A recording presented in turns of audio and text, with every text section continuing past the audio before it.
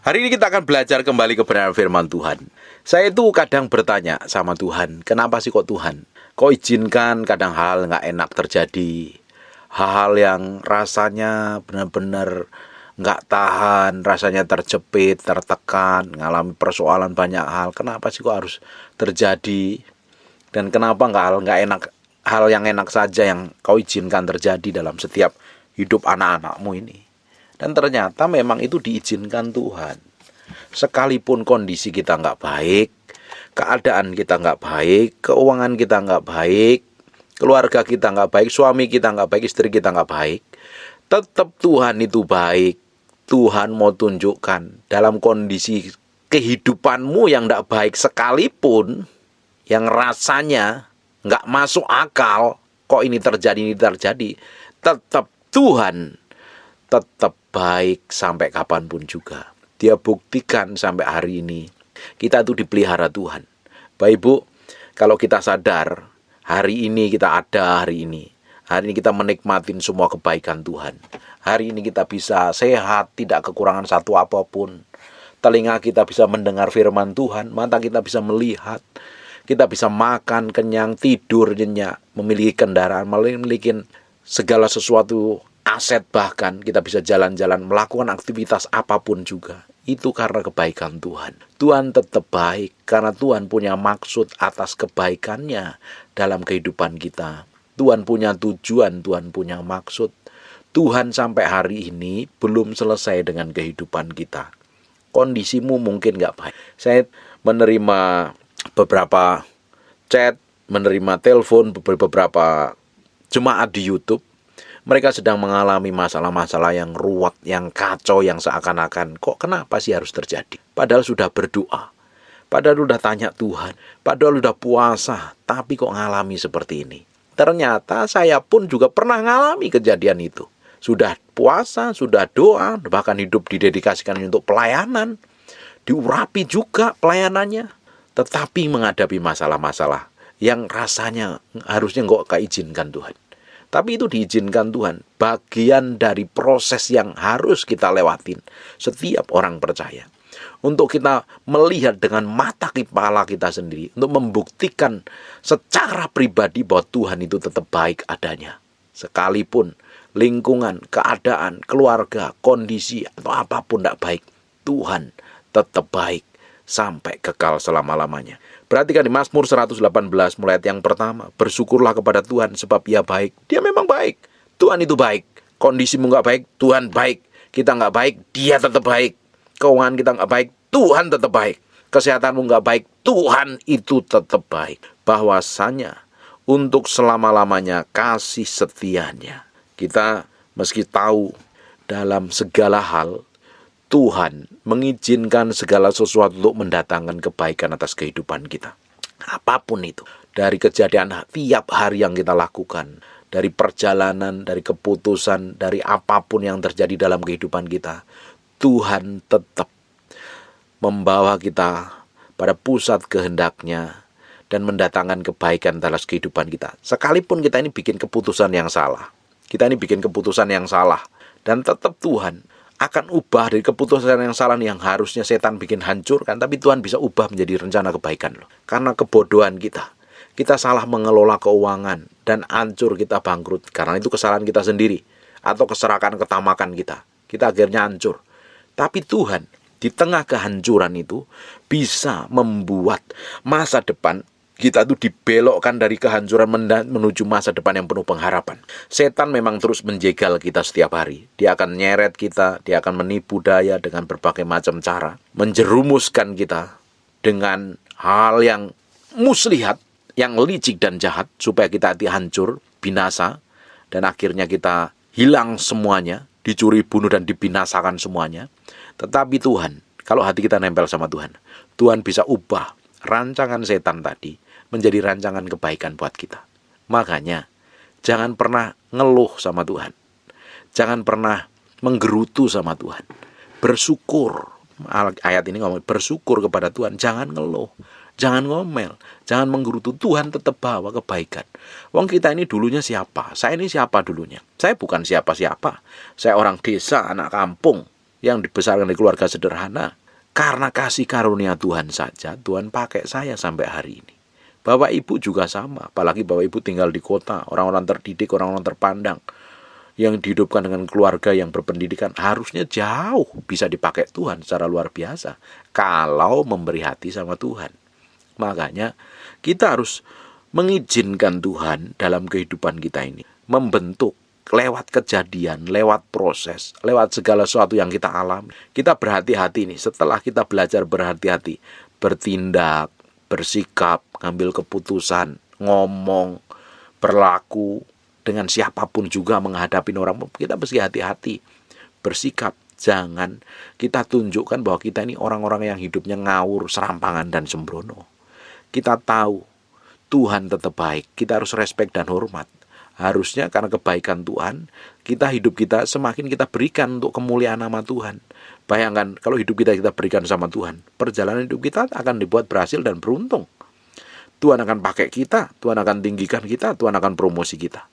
Jangan hari ini ngelihat keadaanmu. Saya nemuin beberapa orang, karena keadaannya susah, orang tuanya susah, sekarang hidupnya susah, orang tuanya cerai, sekarang pernikahannya dia cerai. Terus nyalain Tuhan. Ada yang salah besar dari cara pandangnya orang ini. Saya bilang, jangan pernah salahin Tuhan. Jangan pernah salahin Tuhan sedikit pun. Tuhan itu tetap baik. Kita bikin kesalahan, orang tua bikin kesalahan. Kita masa lalu kita pernah hancur babak belur karena orang lain mungkin, karena orang tua kita, atau karena keputusan kita. Tuhan sampai hari ini bisa sanggup ubah menjadi masa depan yang penuh pengharapan. Setan bisa belokkan kita dari tujuan Tuhan, tapi Tuhan akan tarik kita. Makanya ketika Tuhan tarik kita kepada tujuannya, seringkali kita kebentur-bentur persoalan. Kenapa?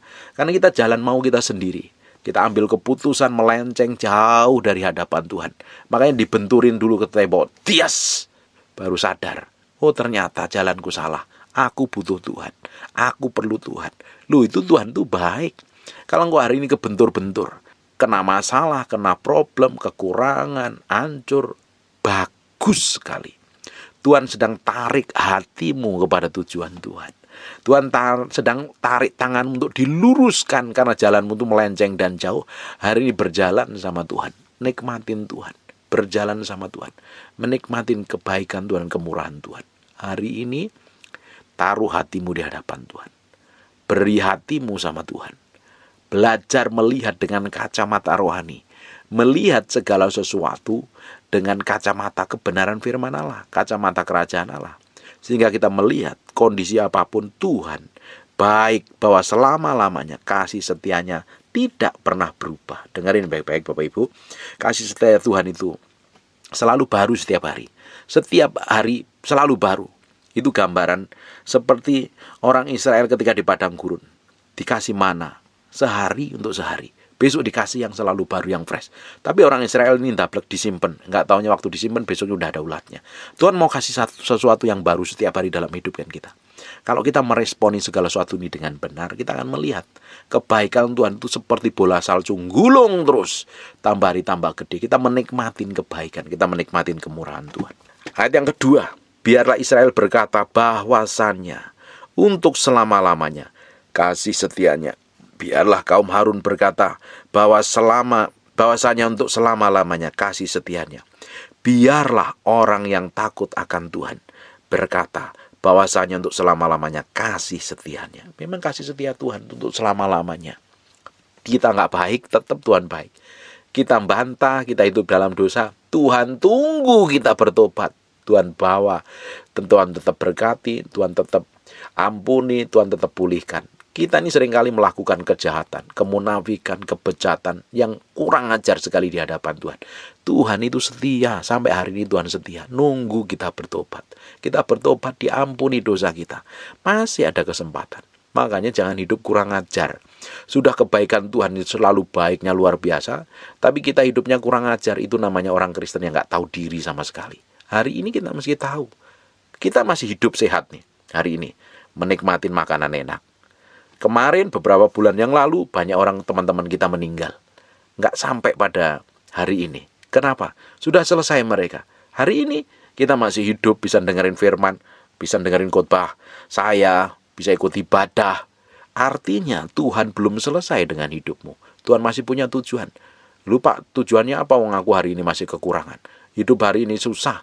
Keluargaku rasanya hancur, nggak bisa dipulihkan. Menurut kacamatamu tidak bisa dipulihkan. Tapi kalau kita melihat kacamata Tuhan, Tuhan kasih setianya masih selalu baru setiap hari. Dia baik, kasih setianya selama-lamanya. Dan orang yang baik, orang yang takut akan Tuhan melihat bahwa kasih setia Tuhan untuk selama-lamanya. Untuk selama-lamanya. Selama kasih karunia ada, engkau bikin dosa, engkau bikin perbuatan yang enggak berkenan di hadapan Tuhan, bertobat balik kepada Tuhan. Tuhan ampuni dosamu. Kecuali engkau sudah mati, enggak ada pengampunan lagi. Kau bertanggung jawab dengan dosamu. Kalau engkau mati dalam dosa, mati dalam kematian kekal, kehancuran kekal, hidupmu akan masuk neraka. Kalau engkau enggak bertobat, hari ini masih diberi kesempatan. Hidup dalam kekekalan. Ambil waktu, berubah, bertobat seperti yang Tuhan mau. Dan Tuhan akan bawa hidup kita, akan dibawa kepada pusat kehendaknya. Perhatikan ayat yang kelima. Dalam kesesakan, aku telah berseru kepada Tuhan. Dalam kesesakan, aku telah berseru kepada Tuhan. Waktu mengalami kesesakan, jerit sama Tuhan, nangis sama Tuhan. Jangan nangis sama pendeta, jangan nangis sama hamba Tuhan. Ini kemarin saya sudah ajarin nih. Kalau engkau sedang mengalami kesesakan, jangan cari orang minta pertolongan. Cari Tuhan dahulu. Nanti Tuhan tentukan dikirim orang-orang tertentu untuk nolong kamu. Jangan kalau mengalami kesesakan buru-buru telepon pendeta, teman telepon orang, ceritain sama orang. Iya, kalau orang itu bisa dipercaya. Kalau orang itu nggak bisa dipercaya, mulutnya ember, kamu jadi biang gosip kemana-mana. Kamu yang dipermalukan. Hari ini itu jadi orang Kristen penuh hikmat gitu. Ngerti firman. Ketika ngadapin kesesakan, datang kepada Tuhan, jerit sama Tuhan, berseru sama Tuhan. Dan ternyata waktu kita mengalami kesesakan, Tuhan telah menjawab aku dan dengan memberi kelegaan. Ketika kita mengalami kesesakan, Tuhan berjanji, Tuhan akan memberikan kelegaan. Nikmatin aja jalan sama Tuhan, nikmatin saja hidup sama Tuhan. Tuhan di pihakku, aku tidak takut. Tuhan di pihakku, aku tidak akan takut. Apakah yang dapat dilakukan manusia terhadap aku? Kalau kita di pihak Tuhan, pastikan posisimu di pihak Tuhan. Posisimu di pihak Tuhan itu artinya hatimu benar, hidupmu benar, kelakuanmu benar, sikapmu benar. Kamu nggak hidup di dalam dosa, kamu nggak hidup dalam kenajisan. Kalau kamu buka celah, hidup dalam kenajisan, hidup dalam dosa, hidup dalam kepahitan, hidup dalam luka batin, posisimu bukan di pihak Tuhan, tapi di pihak setan. Kamu ya akan hancur terus, akan babak belur terus, akan kacau terus. Pastikan posisi kita hari ini di pihak Tuhan. Kalau kita ini di pihak Tuhan, siapa yang sanggup melawan? Nggak ada. Wong Tuhan yang proteksi, Tuhan yang jagain, Tuhan yang lindungin, Tuhan yang bawa kita dalam kemenangan demi kemenangan, Tuhan yang bawa kita dalam kekuatan kedahsyatannya. Mana ada orang yang sanggup melawan Tuhan? Pastikan pihak kita di dalam Tuhan. Kalau pihak kita ini di pihaknya Tuhan, posisi kita di pihak Tuhan, dan Tuhan di pihak kita, orang boleh ngomong apapun loh, menjelekkan, memfitnah, menuduh, orang lain merendahkan, menghancurkan karir, jabatan atau apapun juga. Kalau kita di pihak Tuhan, Tuhan bisa sanggup putar balikkan. Kejadian itu bisa diputar balikkan. Ada pembalikan keadaan dengan mudah sekali. Yang dulunya orang hina, tiba-tiba kita dipromosi. Dulunya kita dibikin bangkrut orang, tiba-tiba dikirim berkat secara ajaib dan luar biasa. Kita dipromosi, diberkatin, diproteksi, dijagain. Tidak ada orang manapun juga yang sanggup. Bahkan setan pun kalau kita di pihak Tuhan, setan gak bisa sentuh kita, gak bisa jamah kita. Pastikan hatimu, pikiranmu, kehendakmu, kemauanmu pada posisi di pihaknya Yesus Kristus sebagai Tuhan dan Raja. Ayat yang ketujuh. Tuhan di pihakku, menolong aku. Pasti Tuhan adalah Bapa yang baik. Dia itu Allah yang tidak tega melihat anaknya yang dikasihan itu menderita. Apalagi kita ini mencari Tuhan, sungguh-sungguh engkau nangis sama Tuhan, hatimu benar di hadapan Tuhan, nyembah Tuhan, senangin Tuhan. Engkau ngalami kesesakan, mana tega. Kita punya anak aja, kita ini punya anak. Kalau anak kita ini nakal, kita didik mereka dengan keras. Tapi setelah didik rasanya itu hati tidak enak. Kita baru didik anak kita dengan disiplin tinggi, kadang kita nggak tega. Nggak tega ketika ngeliat. Memang harus didisiplin anak itu, kalau nggak disiplin nanti liar. Tapi waktu kita mulai disiplin dengan keras, kita rasanya nggak tega. Apalagi kalau anak itu manut, nurut, baik sikapnya, nyenengin kita gitu. Kita nggak tega. Dia ngalami apa, kita pingin cepat berikan yang terbaik. Dia butuh apa, kita cepat berikan yang terbaik. Itu kita sebagai bapak yang nggak sempurna loh. Ini saya sebagai manusia yang nggak sempurna pun, saya kadang nggak ngelihat orang lain yang mengalami kesusahan aja kadang nggak tega. Kalau saya ada berkat, pasti saya berkatin. Berkali-kali ngelihat orang hidupnya susah, ngeluh, kadang nggak tega. Saya sebagai manusia kadang nggak tega. Bayangkan, Bapak kita di surga itu kayak apa dengan kita? Kita hidup benar. Makanya pastikan sikap hatimu benar, mulutmu benar. Kalau mulutmu nggak benar, ya perlu dibenarin. Kalau mulutmu bawel, cerewet, ngomongnya jelek, ngomong buruk, bertobat, balik sama Tuhan. Kalau sikap hatimu busuk, bertobat sama Tuhan. Kalau hari ini hatimu nggak benar, kelakuanmu nggak benar, pastikan bertobat, balik sama Tuhan. Hidupmu benar dulu di hadapan Tuhan. Minta dikuduskan, minta disucikan dengan darah Yesus. Sungguh-sungguh ambil keputusan untuk mengasihi Tuhan, mencintai Tuhan. Kalau engkau mengasihi Tuhan, nggak mungkin Tuhan tuh tega melihat engkau keleleran, melarat, menderita, miskin, merana. Tidak akan tega. Saya sebagai manusia kadang ngelihat orang yang menderita yang gak tega. Apalagi Bapak di surga. Tuhan kita Allah yang baik. Tuhan di pihakku, menolong aku pasti. Aku akan memandang rendah mereka yang membenci aku. Lebih baik berlindung pada Tuhan daripada percaya kepada manusia. Yang paling utama, kita itu fokus hati kita itu sama Tuhan. Kalau ngadepin masalah, kesesakan, yang kita cari Tuhan dahulu. Kita fokusnya kepada Tuhan. Jangan fokus kepada manusia. Minta selalu pertolongan manusia. Minta ditolong, minta dilindungi dan lain sebagainya. Tuhan sebagai tempat kita ini berlindung, bukan kepada manusia. Perhatikan ayat 9. Lebih baik berlindung pada Tuhan daripada percaya kepada para bangsawan. Orang dekat, orang yang punya jabatan tinggi rasanya tenang dan ayem. Itu manusia loh. Jabatan itu bisa sementara. Harusnya kita itu tenang kalau sama Tuhan. Makanya pastikan setiap hari hati kita itu benar di hadapan Tuhan. Posisi kita itu benar di hadapan Tuhan. Kita memiliki keintiman, pergaulan yang dalam dengan Tuhan. Hidup kita semakin hari semakin diubah menjadi serupa segambar dengan Tuhan. Kita nempel terus sama Tuhan. Memiliki komunikasi yang intens. Memiliki keintiman yang dalam. Pasti ya Tuhan lindungi. Tidak mungkin Tuhan gak lindungin. Wong kita nih dekat orang yang punya jabatan aja, punya jabatan tinggi, atau aparat atau apapun juga lah. Kita rasanya tenang, ada yang lindungin. Apalagi kita punya Tuhan. Tuhan kita jauh lebih dari apapun juga. Dia ada tempat perlindungan yang paling aman. Gue hari ini ngalami apa? Ketakutan akan masa depan. Gue mengalami kesesakan.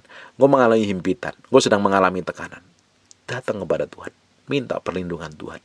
Tuhan akan dengan caranya yang ajaib memproteksi, menjagaimu, dan membawa hidupmu mengalami kemenangan demi kemenangan. Kau akan melihat keajaiban dan kedahsyatan Tuhan. Amin. Ayat yang ke-10. Segala bangsa mengelilingi aku demi nama Tuhan. Sesungguhnya aku pukul mereka mundur. Sekalipun banyak bangsa sedang mengelilingi, mau menghancurkan hidupmu, kalau engkau di pihak Tuhan, kau akan mengalami kemenangan. Orang boleh musuhin kamu, orang boleh membenci kamu, orang boleh menolak kamu dalam kondisi apapun juga. Ketika Tuhan di pihakmu, Tuhan akan berikan kemenangan. Tuhan akan berikan kemenangan. Mereka mengelilingi aku, mengelilingi aku demi nama Tuhan. Sesungguhnya aku pukul mundur mereka. Ada kekuatan ilahi. Mereka mengelilingi aku seperti lebah. Mereka menyala-nyala seperti api duri. Demi nama Tuhan, sesungguhnya aku pukul mundur mereka. Diulang lagi, pukul mundur. Tuhan berikan kemampuan, kekuatan secara ilahi. Tuhan berikan urapan untuk menghancurkan setiap siasat setan, menghancurkan setiap tipu daya setan. Makanya kita menjadi orang Kristen yang cerdas, belajar firman, bergaul dengan firman, biar tambahkan hikmat, pengertian, dan pengetahuan.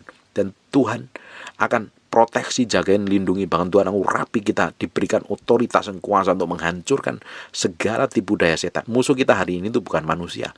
Musuh kita hari ini adalah penghulu-penghulu roh jahat di udara yang gelap itu loh. Di Efesus pasal yang ke-6. Itu yang akan kita habisin, itu yang akan kita hancurkan mereka. Ya, kita akan mengalami kemenangan. Kita akan mengalami breakthrough, dan kita akan mengalami terobosan. Aku ditolak dengan hebat sampai jatuh, tetapi Tuhan menolong aku. Tuhan itu kekuatanku dan mazmurku. Powerful kan? Tuhan tetap menolong kita. Sekalipun kita ditolak, mengalami penolakan. Dulu sebelum saya masih baru-baru di Jakarta, banyak orang nggak suka dengan saya. Bahkan ada orang-orang, saya rasa, memfitnah menuduh itu makanan saya. Waktu masih baru-baru pelayanan. Tahun 97-98. Ngalami banyak tekanan yang hebat itu waktu itu. Tapi tetap Tuhan tolong. Selama hati saya nempel sama Tuhan, Tuhan jagain saya kok, Tuhan lindungin saya. Bahkan Tuhan berkati, bahkan Tuhan promosi. Nggak perlu khawatir. Tuhan itu kekuatan dan mazmurku. Ia telah menjadi keselamatanku. Suara sorak-sorai dan kemenangan di kemah orang benar. Tangan kanan Tuhan melakukan keperkasaan. Ternyata ketika waktu itu saya bangun keintiman dengan Tuhan, waktu awal-awal bertobat, waduh, tiap hari berdoa bisa 6 jam, 7 jam. Karena waktu lebih banyak doa dengan nyembah Tuhan, banyak berdiam dalam hadirat Tuhan. Tapi di sisi lain, ngalami tekanan. Ternyata setan gak suka hidup saya dipakai untuk menggenapi visi Tuhan di muka bumi ini. Setan pakai orang lain untuk ajar saya, untuk merontokkan visi Tuhan, memfitnah dan diperlakukan buruk, macam-macam pokoknya. Tapi waktu itu hati saya nempelnya sama Tuhan. Saya nempel sama Tuhan. Difitnah pernah, dituduh pernah. Wah, diperlakukan buruk berkali-kali. Saya hanya datang kepada Tuhan, memiliki motivasi yang murni. Tujuan saya satu kok, hanya ingin nyenangin Tuhan, gak ada yang lain. Saya dipanggil, waktu itu saya dari Bali ke Jakarta, dipanggil di Jakarta untuk menyenangin hati Tuhan. Dan saya harus lakukan apa yang Tuhan mau. Dan ternyata tidak mudah perjalanan saya. Ngalami kesesakan, ngalami fitnah, ngalami tuduhan, ngalami perlakuan buruk dan lain sebagainya. Itu bagian yang Tuhan izinkan. Ternyata Tuhan membentuk hati saya, Tuhan ngajarin saya untuk semakin dewasa dan bersikap benar. Ketika saya bersikap benar, ternyata tangan kanan Tuhan melakukan keperkasaan. Suatu hari saya itu pernah di sidang, saya pernah saksikan beberapa khotbah saya. Waktu itu saya tinggal di rumah doa di daerah Sawangan. Saya berdoa di sana hampir 3 tahun sambil pelayanan tentunya. Tapi saya difitnah macam-macam dan buruk sekali fitnahannya. Sampai saya disidang para hamba-hamba Tuhan hebat waktu itu. Dikirain saya ini melakukan kejahatan. Padahal saya itu hanya tiap hari kerjaannya doa, puasa. Kok dituduh yang begitu? Saya hanya senyum, saya minta maaf. Dan ternyata itu memang harus diizinkan Tuhan, saya alami. Membentuk hati saya. Saya lepaskan pengampunan dan ternyata di tahun 2003, di tahun 2003, waktu itu saya udah nggak di sana, nggak di Sawangan, tapi saya udah di Jakarta. Saya mendengar berita bahwa orang ini melakukan kejahatan, baru beberapa tahun yang lalu keluar dari penjara.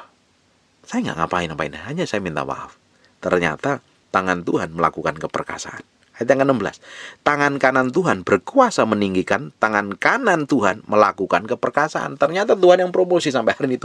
Tuhan tetap proteksi saya, Tuhan jagain saya, Tuhan tambah percayakan, Tuhan tambah percayakan hikmat, tambah percayakan kebijaksanaan, Tuhan tambah percayakan pelayanan, Tuhan tambah percayakan pengaruh sampai hari ini. Kalau kita hidup benar di hadapan Tuhan, kita akan dipromosi Tuhan. Kuncinya itu jaga hati ini tetap benar di hadapan Tuhan. Jangan sampai melenceng, jangan sampai melintir. Hati kita ini harus benar di hadapan Tuhan. Waktu kita menghadapi trial and error, menghadapi ujian, pencobaan, caci maki, tuduhan, fitnah, hati kita ini mesti tetap benar.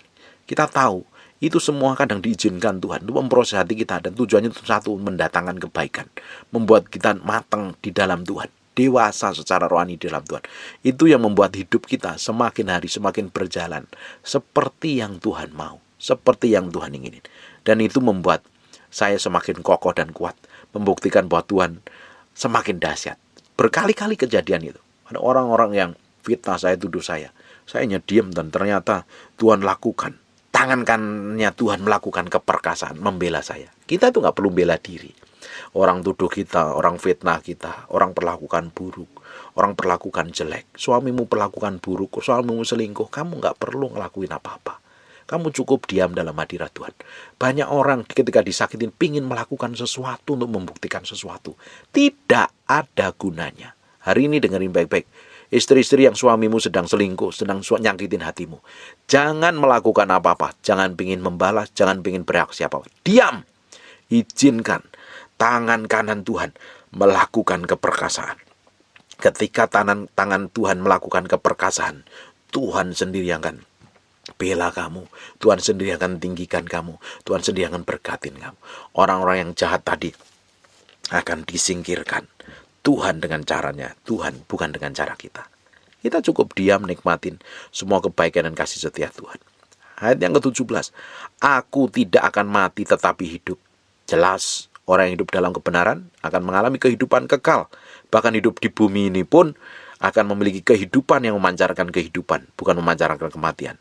Mancarkan hidup yang memberi berkat bagi banyak orang. Dan aku akan menceritakan perbuatan Tuhan.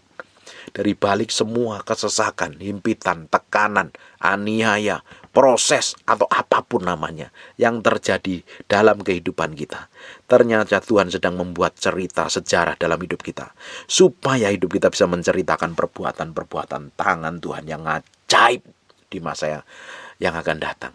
Saya ketika menghadapi fitnahan waktu itu, difitnah luar biasa, dimusuhi, padahal saya nggak ngelakuin apa-apa. Tiap hari kerjanya doa dan puasa. Ternyata Tuhan sedang membuat sejarah baru dalam hidup saya. Kalau saya nggak ngalami itu, respon saya nggak benar di hadapan Tuhan, saya nggak bisa menceritakan kesaksian bahwa Tuhan tolong saya loh, Tuhan proteksi saya, Tuhan lindungin saya loh, Tuhan promosi saya. Itu melalui proses, dan proses yang waktu itu rasanya nggak enak. Tapi kalau respon hati kita benar, murni dan tulus, kita nggak perlu pikirin ngapain. Masalah memang kadang nggak perlu kita pikirin. Ngapain kita mikirin masalah? Kita mikirin Tuhan, mikirin janji Tuhan. Masalah biar aja terjadi, Tuhan sendiri yang akan menyelesaikan. Bagian kita kan bertanggung jawab hidup seperti apa yang Tuhan mau. Kita bertanggung jawab dengan semua yang Tuhan percayakan sama kita. Kita nikmatin pertolongan Tuhan. Hidup kita kalau sudah mengalami kemenangan demi kemenangan, kita akan mengalami kemenangan kalau kita ini mengalami peperangan. Kita akan mengalami kelegaan kalau kita pernah mengalami kesesakan. Kita diberkati kalau kita pernah mengalami kekurangan. Dan sekarang diberkati, kita bisa bersaksi menceritakan, oh Tuhan itu bekerja melalui hidup saya, ini dan itu. Kita bisa menceritakan semua perbuatan Tuhan yang dikerjakan dalam kehidupan kita. Kita menikmati semua kebajikan dan kemurahan Tuhan. Kita menikmati hal yang ilahi. Kita menikmati berkat-berkat yang penuh dengan kedahsyatan. Hidup kita menjadi berkat bagi banyak orang. Ayat 18, Tuhan telah menghajar aku dengan keras, tetapi ia tidak menyerahkan aku kepada maut. Kalau Tuhan hajar, artinya kita ini orang yang dikasihi. Anak yang kukasihi, kudidik dan kutegur, bahkan kuhajar.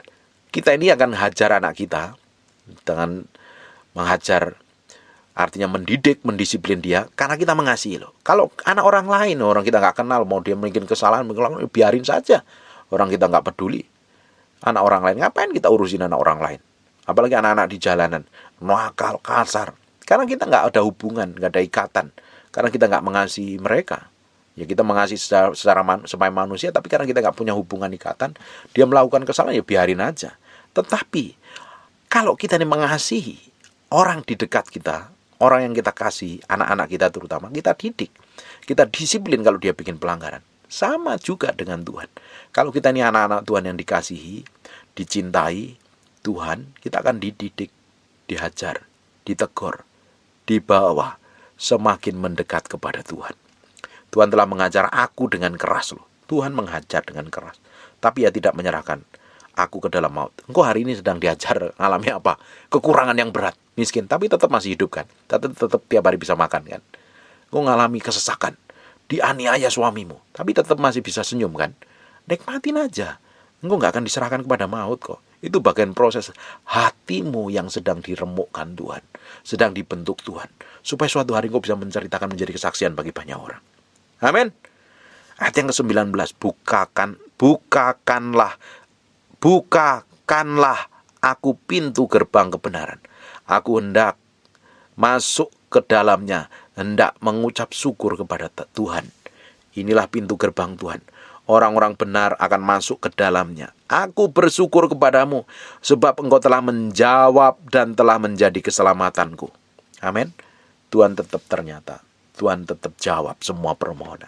Engkau hari ini datang kepada Tuhan, berdoa sama Tuhan, ngomong sama Tuhan, ceritakan semua kejadian hidupmu sama Tuhan. Tuhan akan tolong. Tuhan akan lepaskan kau dari kesesakan.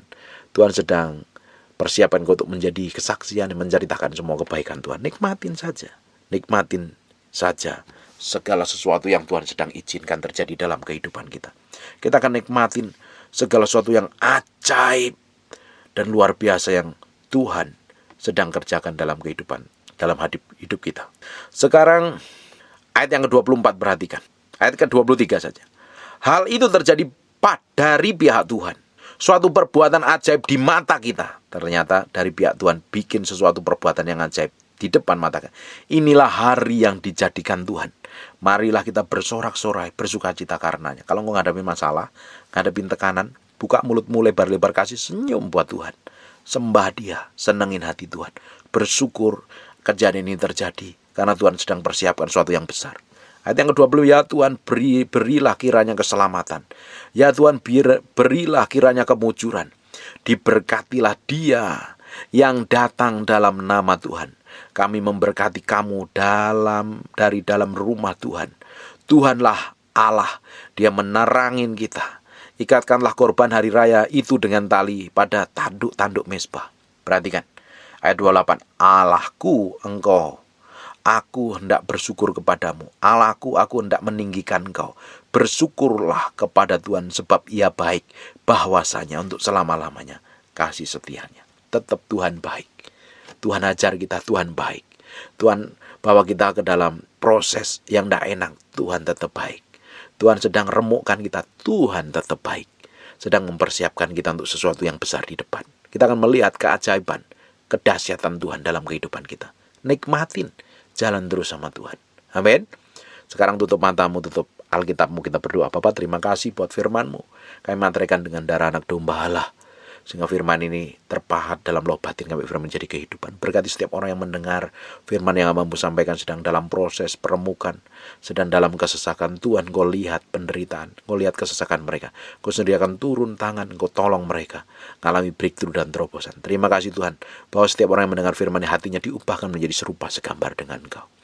Berkati tanpa terkecuali ya Tuhan, dalam nama Yesus. Hamba berdoa untuk orang yang mengalami kelemahan tubuh dan sedang sakit, mengalami sakit penyakit. Hamba berdoa oleh bilur Yesus, oleh darah Yesus, jadilah engkau tahir, jadilah engkau sehat, jadilah engkau sembuh. Dalam nama Yesus kami berdoa dan mengucap syukur. Dalam nama Yesus, haleluya. Amin. And God bless you.